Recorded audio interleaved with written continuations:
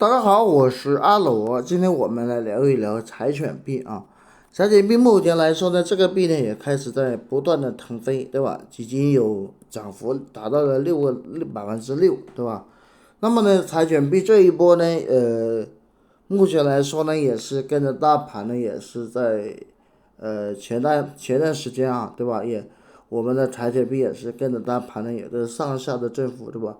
最低的时候呢，跌回到了4015的一个位置啊。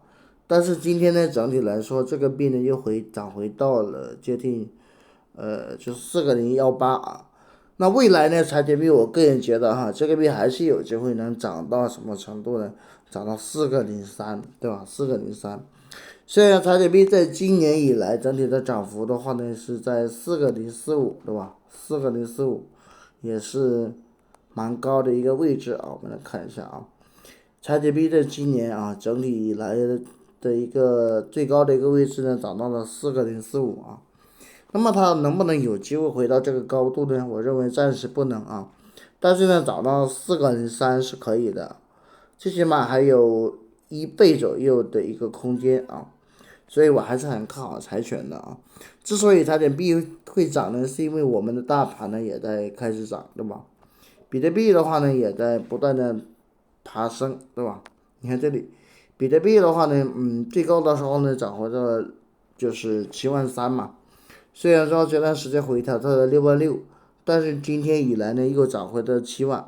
那未来比特币还会爬升啊，会涨到75000左右啊。所以呢，我觉得牛市还在啊。那么针对于大饼的上涨呢，也会带动我们这个柴犬币的一个爬升，对吧？所以它人民币再翻1倍是有机会的啊，大家依然可以囤我们的柴犬币。而且从资讯层面，从那个排名上来看啊，排名也好，市值也好，也还可以啊，排名在第12名。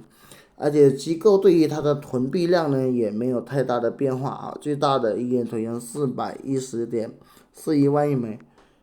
所以我还是很看好这个柴犬币的。从资讯层面来看，目前来说呢，个人觉得啊，我们的柴犬币也是不断的爬升了啊。而且呢，你看这里啊，也有众多的机构呢，不断的在囤一些山寨币啊，这就包括2000亿枚的一个柴犬币，约合3390万美金啊，也是有一些这个机构啊在囤那个柴犬币。而且我们来看这里啊，这里的话呢也是可以看得到，有很多人也开始抄底我们的柴犬币啊。所以大家如果有资金的话呢，还是可以囤一下柴犬币的，这个币还是非常好的一个优质币啊。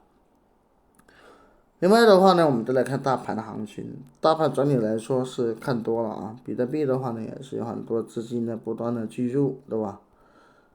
最大的已经是你看综合有2个多亿了啊。所以我认为牛市还会在，未来比特币还会干到75000，有机会还是可以多囤一点我们的比特币啊。除了比特币以外呢，还有哪些币可以囤呢？你可以进入到阿罗的一个社区，就是我的会员社区。社区里面呢，我这边都会有很多优质币给大家囤啊。都有哪些币呢？我这都有罗列出来的啊。我比较看好的币种呢，有柴犬啊、狗狗啊，这些都不错的啊。还有我们的这个名媛板块跟佩佩啊。